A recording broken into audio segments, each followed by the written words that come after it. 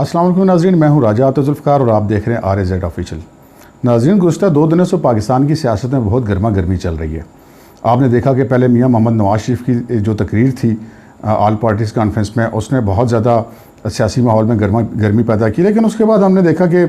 अचानक एक और ख़बर आई मार्केट में, और वो ये थी कि जो अपोजिशन के जो रहनुमा थे उनकी मुलाकात हुई है आर्मी चीफ से एक खाने की दावत पर, और उस पर बहुत ज़्यादा तनकीदें की जा रही हैं। कोई कह रहा है जी वो देखें जी रात के अंधेरों में लोग मिल रहे हैं और ये है वो है। बहरहाल हम कुछ उसके पहलुओं पर बात करेंगे उस मुलाकात के हवाले से, जिसकी अब तस्दीक जो है पाकिस्तान के मुतअद्दिद ऐसे लोग जो कि उस मुलाकात में मौजूद थे वो कर चुके हैं। नाज़रीन, उस मुलाकात में जो पहली जो बुनियादी बात यह है कि वो मुलाकात आर्मी चीफ जनाब जनरल कमर जावेद बाजवा ने एक खाने की दावत दी थी, जिस खाने की दावत में हुकूमत के और अपोजिशन के तमाम रहनुमाओं को मदऊ किया गया था। और उसमें जो है वज़ीर-ए-आज़म भी मौजूद थे, अपोजिशन लीडर भी मौजूद थे, और जो तमाम पार्लिमानी पार्टीज़ हैं उनके सरबराह और उनकी जो अहम क़यादत है वो मौजूद थी।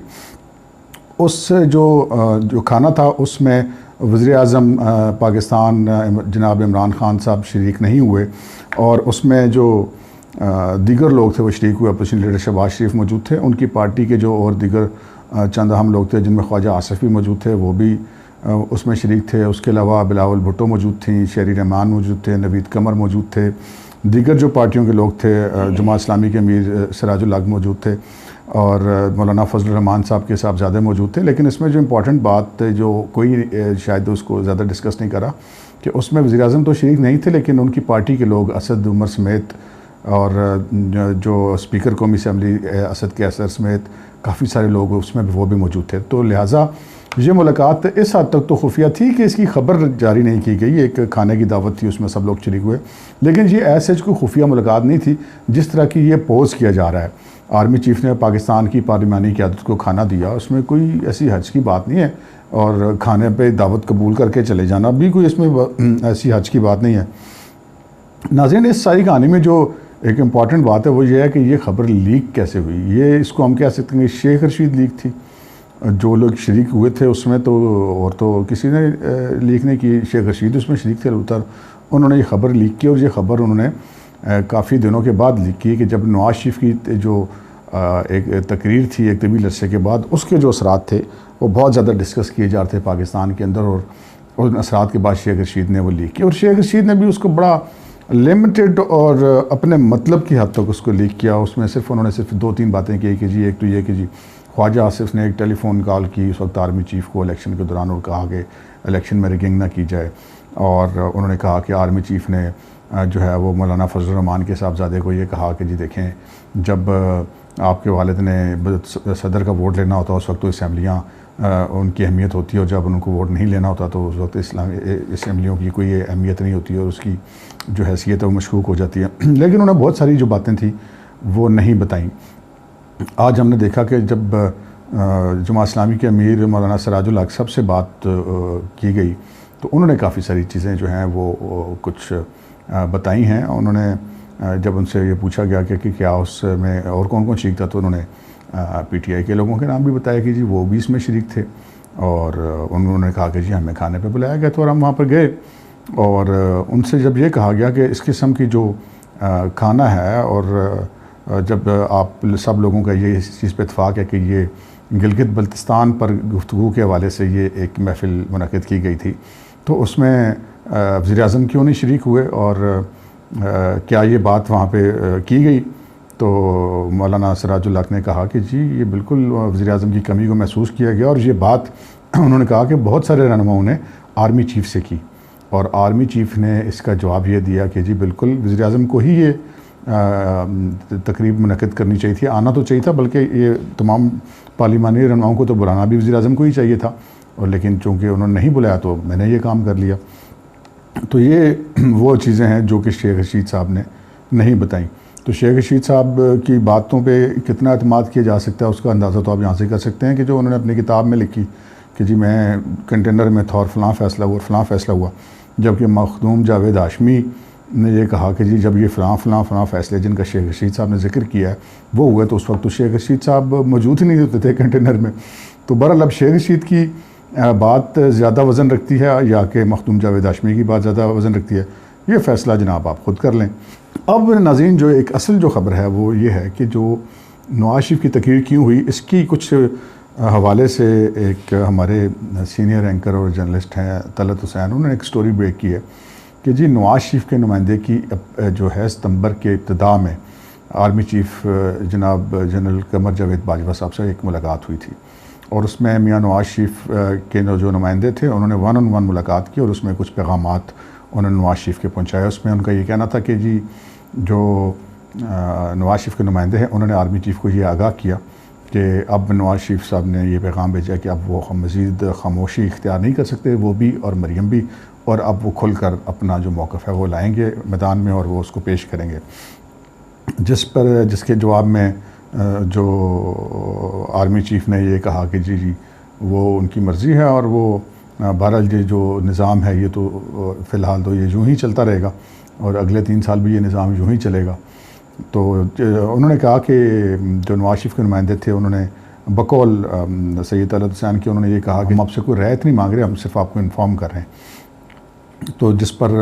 आर्मी चीफ़ ने उनको फिर दोबारा यही जवाब दिया और उनका कि ये सिस्टम ऐसे ही चलेगा। तो उसके बाद फिर नवाज़ शरीफ साहब ने ये फ़ैसला किया और वो उन्होंने ये तकरीर की जिसमें उन्होंने खुलकर कुछ ऐसी भी बातें की जो कि माजी में हमारी मुल्क की रवायत में नहीं मिलती, वो नवाज़ शरीफ साहब ने की। और ये भी एक फ़ैक्ट है कि कभी पाकिस्तान की तारीख़ में ऐसा नहीं हुआ कि किसी सियासी रहनुमा की तकरीर का लोगों ने इतना इंतज़ार किया और गली मोहल्लों में और लोगों ने जो वहाँ पर जमा होकर वो बड़ी स्क्रीनें लगा कर उस तकरीर को सुना हो। और हम मैचेस में तो देखते रहे कि ऐसा होता रहा, लेकिन ये ऐसा नहीं हुआ। बहरहाल जी अब मामलात जो हैं कि जो नवाज़ शरीफ के नुमाइंदे की मुलाकात थी जनाब आर्मी चीफ़ से, उसमें जो दोनों फ़रीक थे वो किसी मुतफ़रक़ात पर नहीं पहुंच सके बकौल सैयद तलत हुसैन और जो उनके ज़राए हैं उनके मुताबिक। और ये मामला अब दूसरी तरफ महाज़राई की तरफ हमें बढ़ता हुआ नज़र आ रहा है और नवाज़ शरीफ अपनी तकरीर में जो वजाहत कर रहे हैं कि वो अब किस तरफ जा रहे हैं। तो नाज़रीन इस वक्त जो मुस्लिम लीग नून है वो मुल्क की एक बहुत बड़ी सियासी जमात है। पंजाब में तो उसकी खैर जो हैसियत उसको कोई चैलेंज नहीं कर सकता। पीपल्स पार्टी जो है वो सिंध की बड़ी जमात है। मौलाना फजल रहमान KPK के हलकों में बहुत ज़्यादा अपना रसूख और पार्टी का वोट बैंक रखते हैं। तो ऐसी सिचुएशन में अब अगर जो मुल्क के जो ज़्यादा बेशतर जो हिस्सा है उनकी जो गालिब नुमाइंदगी है, अगर उनकी इस्टेब्लिशमेंट के बीच में कुछ एक फ़ासले अगर बढ़ जाएंगे तो वो शायद इस मुल्क के लिए कुछ ज़्यादा बेहतर नहीं होगा। इसमें कोई शक नहीं है कि पाकिस्तान की फ़ौज इस मुल्क के दिफा की बहुत ज़्यादा उसकी ज़िम्मेदारी भी है और उनके इस हवाले से बहुत कारहाय नुमाया भी हैं। इसमें भी कोई शक नहीं कि वो इस मुल्क के बहुत बड़े स्टेक होल्डर भी हैं। सियासतदान भी इस मुल्क के बहुत बड़े स्टेक होल्डर हैं, लेकिन इस मुल्क में जो सबसे बड़े स्टेक होल्डर है वो इस मुल्क की आवाम है। और अफसोस की बात यह है कि चाहे इस्टेब्लिशमेंट हो, चाहे हुकूमत हो, चाहे कोई अपोजिशन हो, जो इस वक्त मुल्क के सबसे बड़े स्टेक होल्डर हैं जो आवाम हैं, उनके साथ कोई ऐसी मुशावरत नहीं की जा रही। लेकिन बहरहाल ये अब जो एक एहतजाज बनता हुआ दिखाई देता है और जो हमारे ख्याल के मुताबिक ये जो एहतजाजी राउंड का ऐलान किया 26 नुकात में मौलाना फजल रहमान ने, उसमें जो जनवरी की डेट रखी गई उसकी भी शायद वाहिद वजह यही दिखाई देती है कि चूँकि नवाज़ शरीफ को सर्जरी की डेट जो है वो दिसंबर में दी गई है, तो इस वजह से ये इस तहरीक का फ़ाइनल राउंड जो है वो जनवरी में रखा गया ताकि मियाँ नवाज़ शरीफ जो हैं जो सबसे मेजर पार्टी के कायद हैं वो इस तहरीक को में अपना जो एक कायदाना किरदार है वो अदा कर सकें। तो नाज़रीन ये एक कुछ ताज़ा सूरत हाल थी अपोजिशन जो रहनुमाओं की मुलाकातें, जिसमें मैंने बताया कि सिर्फ अपोजिशन नहीं थी, उसमें हुकूमती पार्टी के लोग भी थे, इवन के जो आज़ाद कश्मीर के वज़ीर आज़म थे वो भी उसमें मौजूद थे। तो उनकी जो मुलाकात हुई आर्मी चीफ़ के साथ वो डिस्कस करना मकसूद था। उसकी टाइमिंग ऐसी क्यों रखी गई, खबर तो पहले की थी, लीक बाद में की। अब इसमें जो एक जो सबसे इम्पॉर्टेंट पहलू जो इस पूरी आज के प्रोग्राम का अर्क है वो ये है कि शेख रशीद ने ये खबर लीक क्यों की। अमूमी ये तासुर दिया जा रहा है कि शेख रशीद चूँकि इस्टेब्लिशमेंट के बहुत करीब हैं, शायद उन्होंने उनके कहने पे की, लेकिन मेरा इसमें जो राय है वो थोड़ी सी मुख्तलिफ है। मेरा ये ख्याल है कि ये लीक जो उन्होंने की है ये उन्होंने हुकूमत के कहने पे की है बतौर इमरान ख़ान के इत्तेहादी के, क्योंकि हुकूमत के लिए इस वक्त सबसे ज़्यादा जो